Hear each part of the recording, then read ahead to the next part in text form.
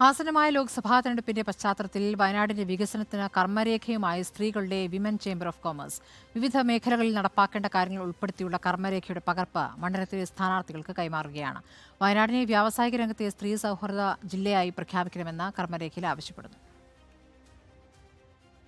വയനാടുമായി ബന്ധപ്പെട്ട വിവിധ മേഖലകളിൽ നടപ്പാക്കേണ്ട വികസനങ്ങളാണ് വിമൻ ചേംബർ ഓഫ് കൊമേഴ്സിന്റെ കർമ്മരേഖയുടെ ഉള്ളടക്കം.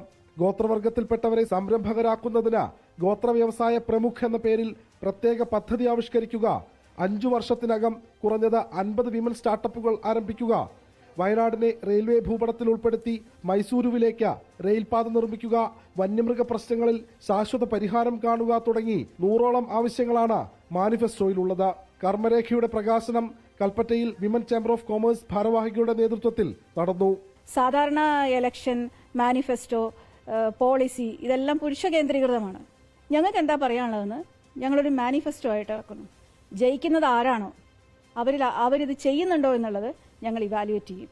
മാനിഫെസ്റ്റോയുടെ പകർപ്പ് മണ്ഡലത്തിലെ പ്രധാന സ്ഥാനാർത്ഥികൾക്ക് വരും ദിവസങ്ങളിൽ കൈമാറുമെന്നും തെരഞ്ഞെടുക്കപ്പെടുന്നയാൾ എന്തെല്ലാം ചെയ്യുന്നുവെന്ന് ചേംബർ നിരീക്ഷിക്കുമെന്നും president Bindu Milton, secretary Sajini Latheesh, മറ്റു ഭാരവാഹികൾ എന്നിവർ കൽപ്പറ്റയിൽ പറഞ്ഞു. റിപ്പോർട്ടർ, വയനാട്.